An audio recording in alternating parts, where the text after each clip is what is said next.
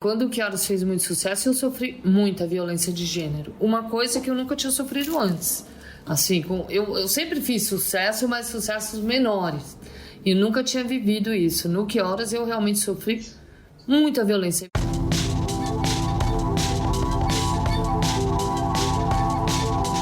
A ficção é um direito nosso. Ela ajuda a dar imagem e som aos nossos desejos, medos e outros sentimentos que não conseguimos talvez dar um nome, mas conseguimos imaginar. Nesse sentido, a ficção pode ser uma ferramenta importante para a nossa saúde mental. Na pandemia, ela funcionou ou como um bote salva-vidas para suportar a realidade, ou como um oráculo sobre a nova realidade que surgiu. Falar sobre esses dois universos dentro do cinema é a proposta de Distópicos e Utópicos, um programa do podcast do Sesc Pompeia. Olá, eu sou Rafael Miranda, técnico de programação do Sesc Pompeia, e essa é a segunda temporada do programa. Na primeira temporada, conversamos com críticos e admiradores dessas narrativas do cinema. Agora, a gente vai bater um papo com quem cria ficções, os cineastas e roteiristas. Começando com uma que assume essas duas funções de um modo muito bacana, que é a Ana Mui-Laerte. Ana, bem-vinda ao nosso podcast. Prazer estar aqui. Maravilha. A Ana nasceu em São Paulo, é diretora e roteirista de cinema e televisão.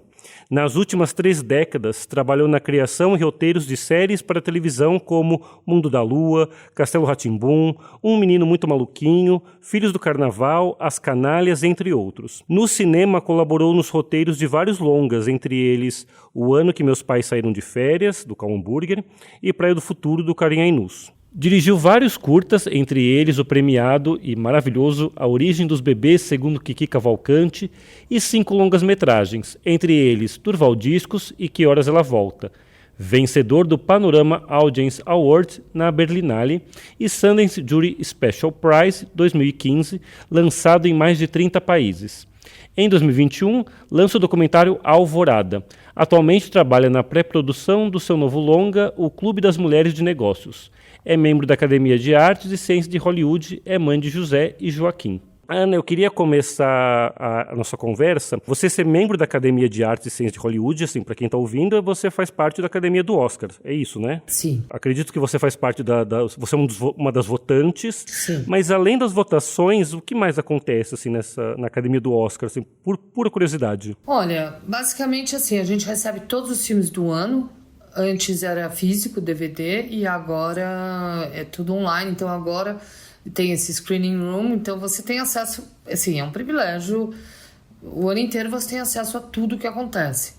E então acho que esse é a principal coisa. Depois você tem direito a votar.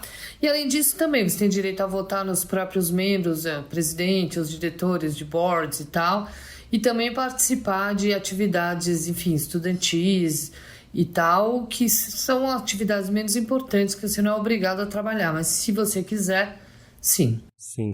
E esse convite ele veio por conta do Que Horas Ela Volta? Sim, esse convite veio, eu diria, por conta do Que Horas Ela Volta, mas principalmente por uma intenção da Academia do Oscar em 2016 de renovar o corpo votante, né? Porque havia uma tendência muito forte a sempre premiar os mesmos filmes, o mesmo tipo de filme, feitos por homens, brancos, mulheres jovens e bonitas, enfim. A Academia do Oscar até aquele momento vinha muito dentro do gosto do americano branco mais velho, inclusive.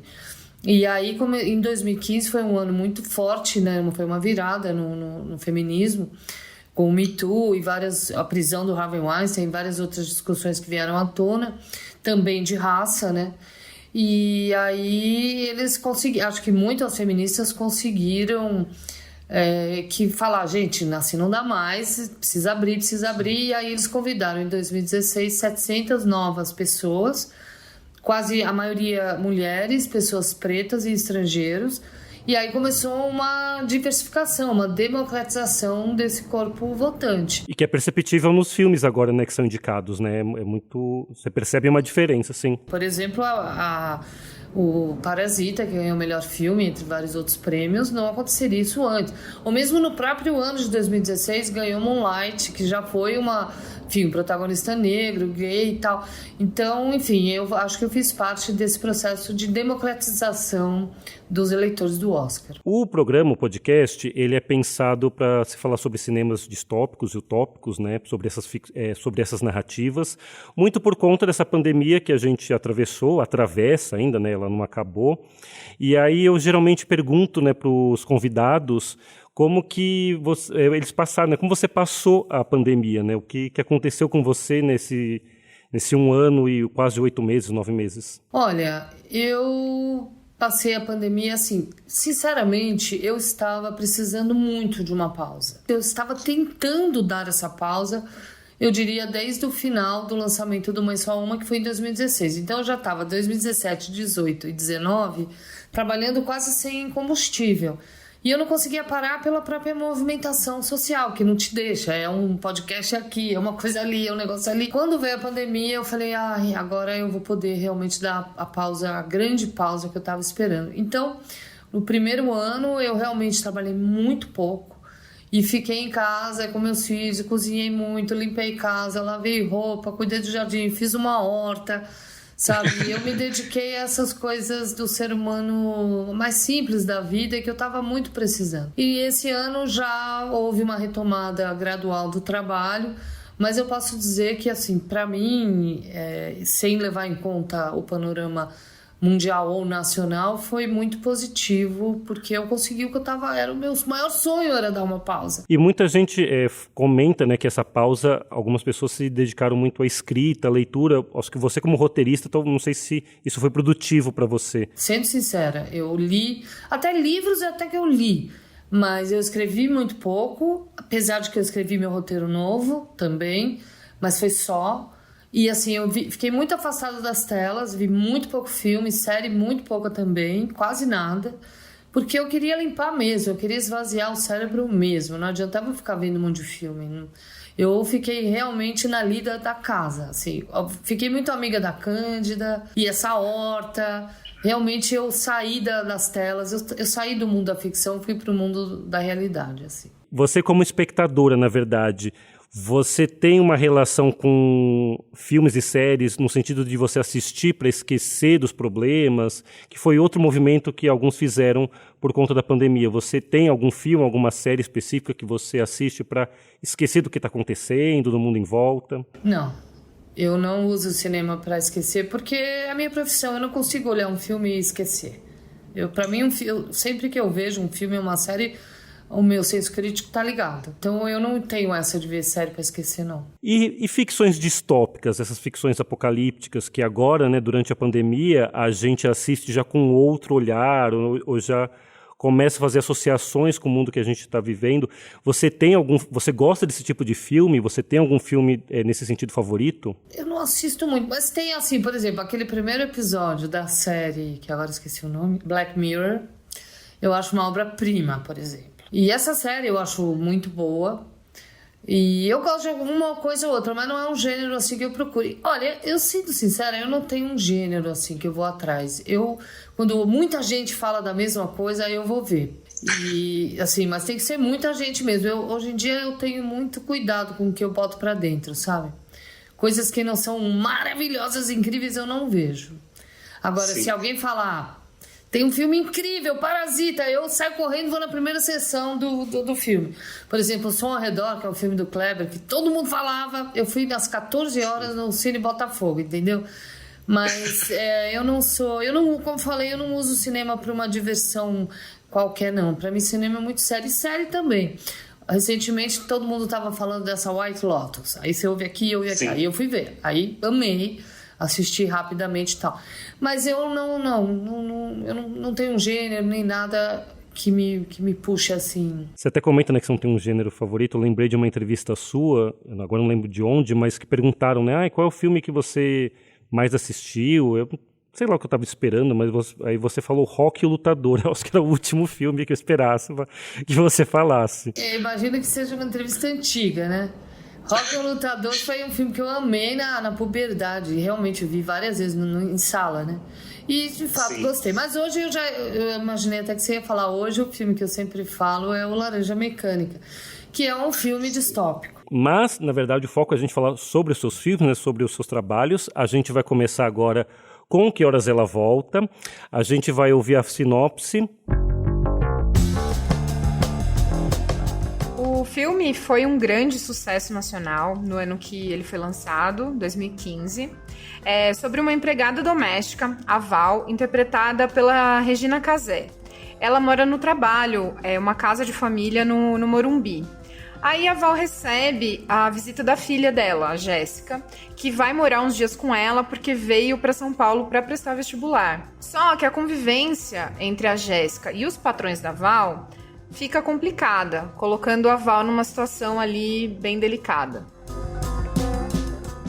Essa foi Mônica Ramos, técnica de programação aqui da unidade. Ana, eu vi entrevistas suas na época do lançamento do filme que você levou 20 anos para finalizar esse roteiro e que a primeira ideia surgiu quando você virou mãe. Você pode contar um pouquinho sobre esse processo da criação desse roteiro? Então, eu comecei a escrever o Que Horas em 1996, também foi o ano que eu filmei o Origem dos Bebês, segundo Kiki Cavalcante. E eu decidi fazer um longa porque estava começando a retomada, tá? A Carla Camurati fazendo o filme, daí eu decidi, e aí eu aluguei um escritório, tinha esse bebê, e eu ia, 2 horas por dia nesse escritório, enfim, esquentar os motores e descobrir que tipo de coisa eu queria fazer, que tipo de cineasta eu seria, que tipo de história eu ia querer contar. Como eu não sabia, eu decidi fazer um monte de contos, e eu escolhi esse tema mulher. E aí fiz durante um ano uma série de contos, alguns deles foram publicados no ano passado, chamado Quando o Sangue Sobe a Cabeça.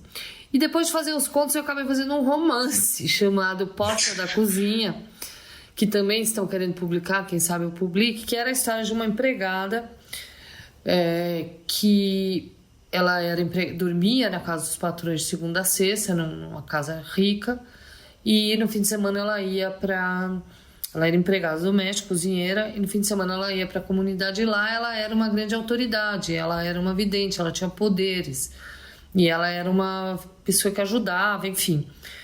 E essa história começou em 96, e daí, ao longo dos anos, só que quando essa história ficou pronta, eu achei ela muito complexa. Tocar nesse tema da empregada, que é um tema tão visceral, né, brasileiro, porque ele encerra em si tantas das nossas tradições sociais, econômicas, de educação, de raça, né, e de afeto, principalmente, a arquitetura dos afetos no Brasil, né.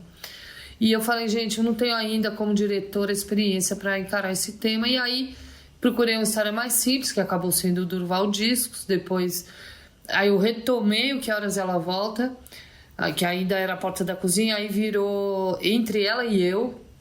Participei de alguns editais, não ganhei, o É Proibido Fumar entrou na frente.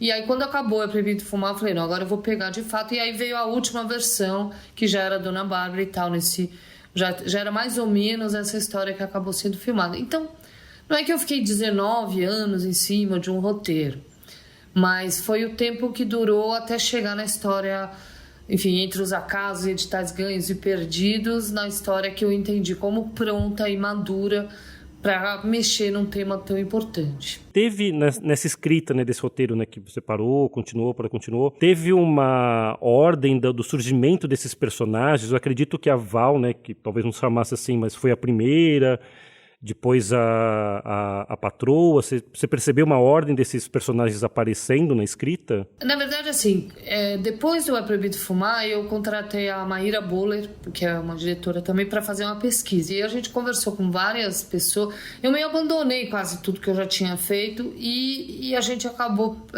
eu acabei me inspirando na história da Edna, que tinha ficado na Bahia. A mãe dela veio para São Paulo quando ela tinha 3 anos, porque tinha um pai abusivo que batia. E ela ficou lá até 16 anos, até que o pai começou a bater nela, e aí ela decidiu vir para São Paulo. E quando ela chega aqui, enfim, daí a história não era a mesma, porque aí a mãe tinha casado, tinha 3 filhos e tal. Toda a dificuldade dela na reintrodução na vida com a mãe. Eu baseei daí nessa história. Então aí já veio meio automático, sabe? A Jéssica e a Val já estavam juntas, assim, porque era uma história só. E os patrões também estavam naturalmente embutidos, porque ela era empregada doméstica. Aí veio, enfim, a patroa, o patrão. Eu fiquei na dúvida se teria mais filhos. Acabei escolhendo que teria um só, que seria eu diria que tudo nasceu meio simultaneamente. Na verdade, minha pergunta, eu deduzi algo que foi o seguinte, né? Porque, para mim, o filme, ele vira uma coisa diferente depois que a Jéssica surge. Porque parece, né, que é um filme, né? Eu tive essa impressão, que é um filme antes e depois dela. Inclusive, uma questão que eu queria ver com você se é proposital, enfim, inclusive os enquadramentos do filme parece que ficam diferentes, né? Antes da Jéssica chegar, parece que a gente fica espiando os personagens. Então, na cozinha, tem algumas coisas na frente, né? Tem aquele enquadramento clássico, né? Da cozinha para a sala. E parece que quando a Jéssica surge, esses enquadramentos começam a ficar um pouco mais abertos. Enfim, não sei se tem a ver essa leitura. Se isso de fato aconteceu, não foi proposital. Mas, assim, esse enquadramento da cozinha, ele mantém até o final do filme, por exemplo. Ele não muda. Agora, o que acontece é que a Jéssica traz movimento, né? Assim, ela puxa, por exemplo, a Val, que está sempre nas beiradas de quadro e na cozinha, ela nunca é convidada à sala. E quando a Jéssica chega, a Jéssica entra na sala e aí ela entra também. Sim. Então, novas ações, novos espaços começam a ser ocupados, né? Com a presença da personagem. Ainda nesse primeiro momento do filme, né, antes da Jéssica surgir, uma coisa que é muito forte para mim, eu chamo um pouco dessa normalização do absurdo que é a nossa herança colonial, né? Você, também já vi entrevista você falando que o filme também fala sobre essa herança. E o que eu chamo de normalização é isso, não é só porque o que a gente está vendo na tela é tratado de um modo comum, alguém pedir um copo d'água para a empregada, ela vai lá e busca, a gente vai percebendo desse absurdo, né? A gente vai se dando conta desse absurdo. E nesse período, eu lembro de outros filmes que também tinham um pouco essa começaram a trazer um pouco essa proposta, essa temática da normalização. O Som ao Redor, O Trabalhar Cansa, do Marcos, da Juliana. O que você atribui a começar a surgir nesse período filmes nacionais que trouxeram essa temática, essa ambientação? Eu acho que a transformação no tecido social e político que os governos PT trouxeram. Eu acho que o governo PT trouxe com pequenas ações que não são tão pequenas, como a cota para os negros, como o ProUni, então a filha da empregada entrando na universidade, tudo isso de fato estava acontecendo, né? Então, isso tudo, porque é isso, uma herança colonial, como você diz, ou escravocrata, a gente poderia dizer, no Brasil. Hoje mesmo alguém estava me falando de uma francesa que diz que no Que Horas Ela Volta, visto lá na França na época, que os amigos, que ela mora aqui no Brasil, e os amigos perguntavam, mas isso é ficção ou é realidade? Assim, na França aquilo parecia ficção, mas no Brasil era uma realidade normal, né? Extremamente normalizada. Então, eu acho que a própria mudança no país fez com que várias pessoas fossem, pela primeira vez talvez, quer dizer, não pela primeira vez no cinema, pudesse desfibrar essa questão, né? Porque a empregada doméstica é uma figura muito importante, quer dizer, no Brasil, mas nas novelas ela era figurante sempre, né? A figura da empregada, se o cara era ator, atriz, pegou o papel de empregada, significava que era uma figurante. E aos poucos isso foi mudando, e foi mudando no cinema e na vida real também. Eu acho que teve um paralelo. E apesar, né, dessa temática contundente, né, que o filme tem, eu já vi também você comentando, não sei se é uma definição sua para o filme ou se você ouviu muitas pessoas falando, que ele é um feel-good movie, né, um filme autoastral. Fiquei pensando o que surge, de onde vem esse autoastral. Fiquei um pouco com a impressão que é a própria Jéssica que acaba trazendo esse ar mais feliz para o filme, não sei, né, se é essa definição. Se atribui mesmo a essa personagem, o filme ter essa atmosfera? Olha, eu acho que o pessoal na Europa entendeu como feel good movie por vários motivos, dentre eles pelo verão, né? Que o filme filma o verão. Sim, sim. Piscina é uma coisa forte lá, né? Isso para eles já é feel good. Mas eu acho que é uma história de superação, né? Eu acho que é mais a Val. A Jéssica também, que é uma personagem nova, é uma mulher forte, é uma mulher que não se vende, é um corpo feminino fora do padrão, todos os corpos femininos são fora do padrão, estão colocados bonitos, mas principalmente eu acho que o feel good é a história da Val, que é uma escrava inconsciente e ao longo da narrativa se apercebe e muda de lugar e tem aquela cena que eu acho a grande cena do filme, que é ela dentro da piscina já quase ao finalzinho do filme, e ali é o grande feel good, poxa, dá pra gente mudar, é possível mudar, é possível sair de um lugar de dominação e através do afeto, né, se ver em outro lugar, melhorar, evoluir. Então eu acho que é por isso, eu acho que é mais por isso do que a Jéssica é o que traz essa transformação para a personagem da Val, mas a Val é a protagonista. Quando ela muda, a gente muda. E ela é uma personagem alegre, né? Ela é uma personagem autoastral, apesar do contexto que ela tá, né? Ela é alegre, ela é autoastral, mas ela absolutamente aceita a dominação na qual ela está sob a qual ela está submetida. Só que quando a filha chega, ela entra numa confusão, porque a filha diz, isso aí não é legal. E ela imagina como não é legal. Né? Eu acho que, inclusive, a coisa mais esperta desse filme é o fato de que você tem uma situação estabelecida ali, que a personagem, que é, vamos dizer, a dominada, tá achando tudo bem, e a gente traz uma personagem de fora que vai mexer nessa ordem, e porém, a gente tem sempre a Val do lado que tá dizendo, isso tá errado, isso tá errado. Então, para um público, vamos dizer, reacionário ou que seja contra essa transformação, ela vai indo no filme acompanhado, escorado no discurso da Val, que é o mesmo discurso da patroa. Isso não pode, Sim. Isso não pode, isso não pode. Só que existe uma ligação afetiva entre ela e a Jéssica. Então ela é contra tudo que a filha faz, mas quando a filha entra na faculdade, ela não tem como não ficar feliz.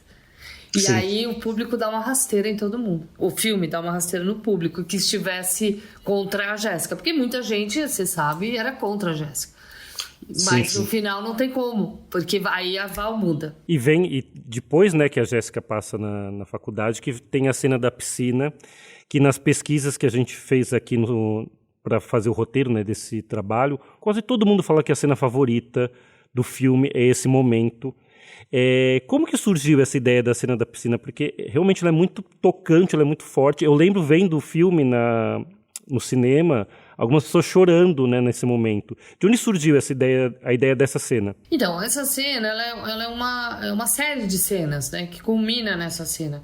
Desde a primeira cena, quando o menino quer que ela entre na piscina e ela diz não tem maiô. Aí depois tem a cena que a menina chega, eles apresentam a piscina, acende a luz da piscina.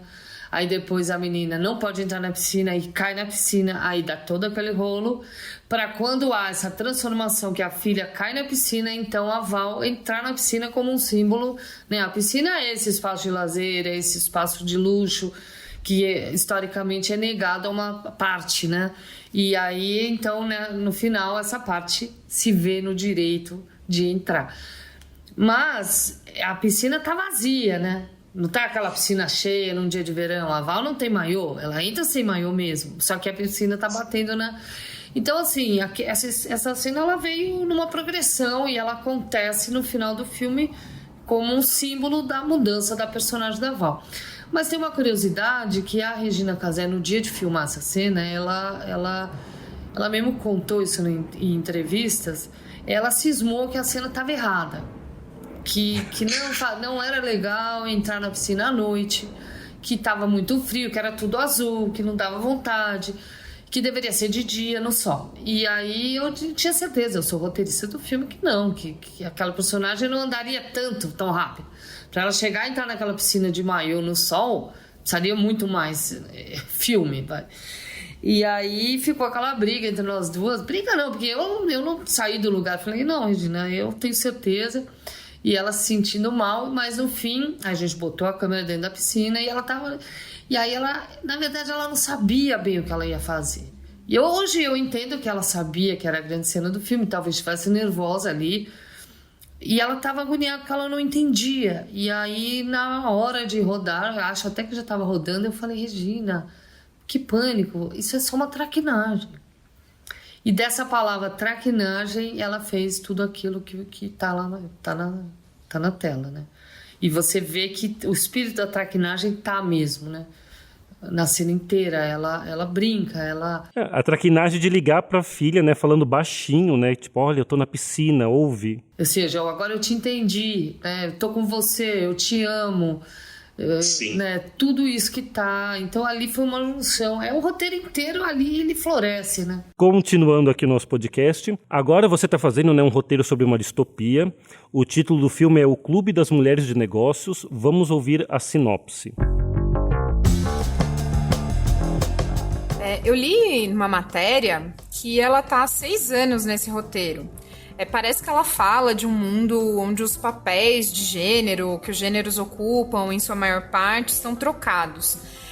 Nesse universo, as mulheres têm o poder e os homens são subalternos. Era um roteiro que falava mais sobre isso no cotidiano das pessoas comuns.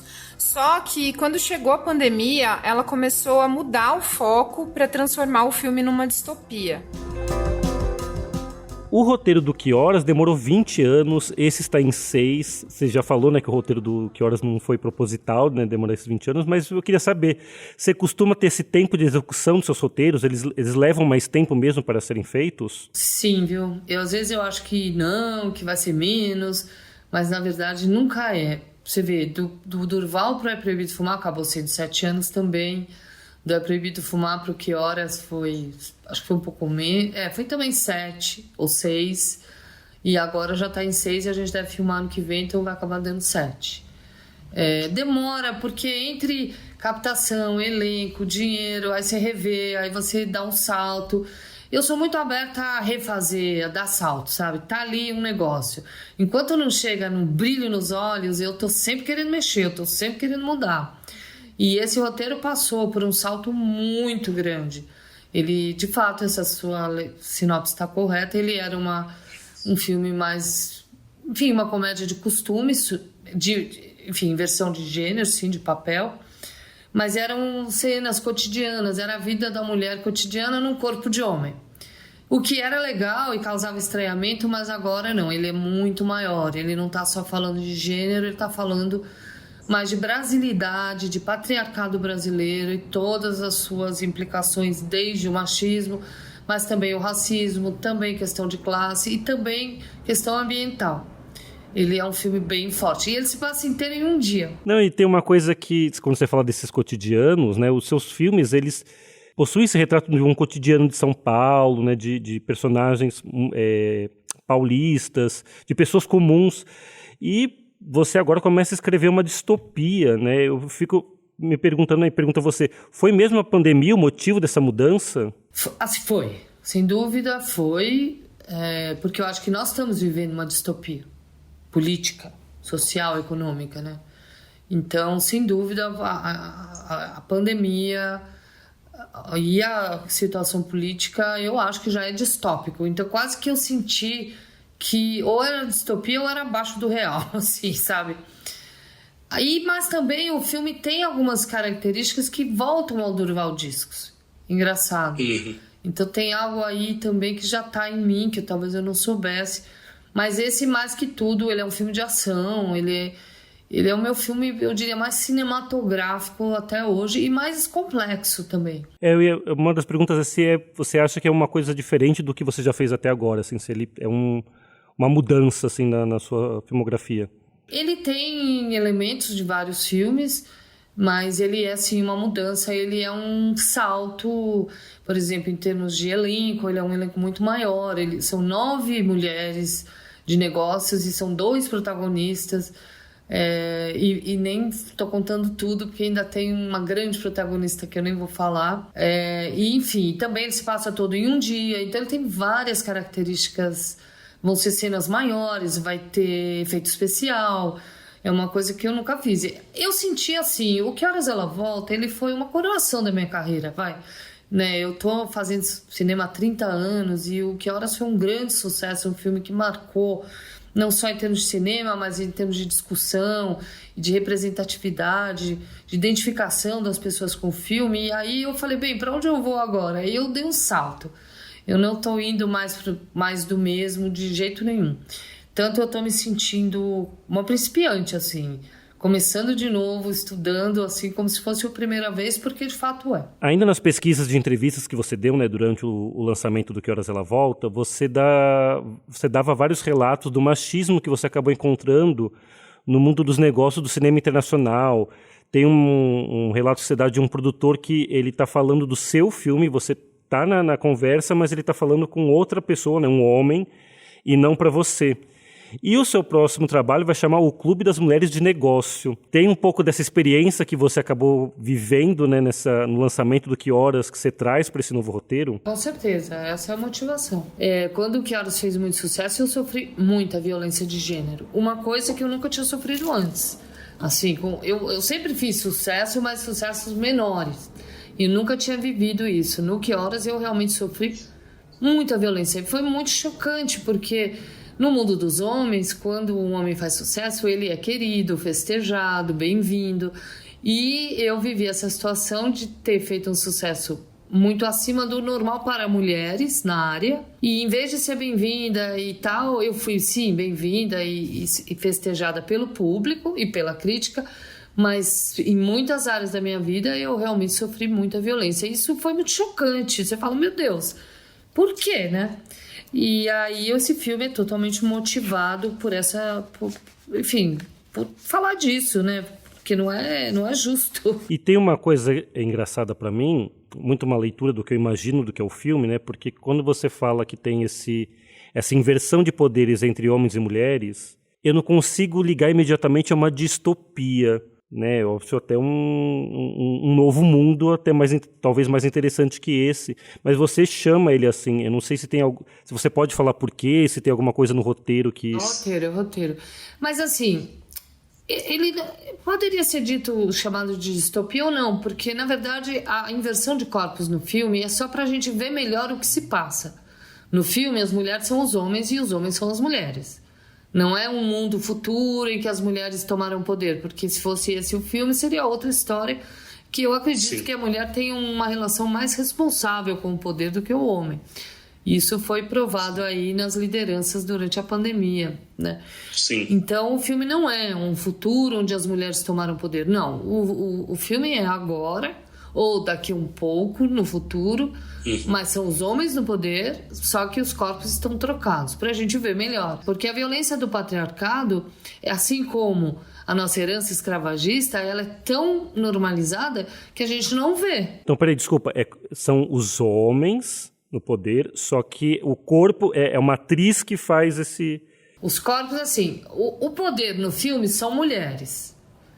E os subalternos e submetidos e humilhados são os homens. E que levam ataques sexuais, enfim, toda a ação é invertida. Só que é pra você ver, quando a personagem é mulher, se torna chocante. O que na vida real não é chocante, porque tá todo mundo acostumado. Então, na verdade, essa troca de papéis é pra gente ver melhor tanto o que a gente, mulher, passa, quanto o absurdo que é o patriarcado. O quão violento é. Agora, eu não vou te contar sobre a história, mas ele pode ser chamado de distopia por várias razões, mas pode também não. Ele é um filme de ficção, entende? Sim, não precisa contar, fica na nossa imaginação para atiçar. Quando que você vai começar a gravar? Maio, junho de 2022. Com uma ideia de lançamento, pensando em cinema nacional, né? Provavelmente início de 23. A gente quererá fazer o circuito dos festivais do primeiro semestre, né? Se Deus quiser, internacionais, e aí lançar. Mas estou aqui trabalhando no elenco agora já, é um elenco grande, enfim, de muitas estrelas e também não estrelas, mas, enfim, esse trabalho... Cinema é um trabalho de chinês, né? Porque é uma orquestra. Primeiro você vai num instrumento, que é o elenco, depois a locação, depois a arte, o figurino, o cabelo, a maquiagem, o ensaio, o tom, depois a filmagem, depois a montagem, depois a música. Então, assim, agora eu tô na parte do elenco, que já é bastante trabalho, viu? A gente está chegando ao fim do programa. Ana, muito obrigado pela sua participação. Ficamos contentes de você abrir aqui essa segunda temporada do Distópicos e Utópicos. Estou muito feliz também.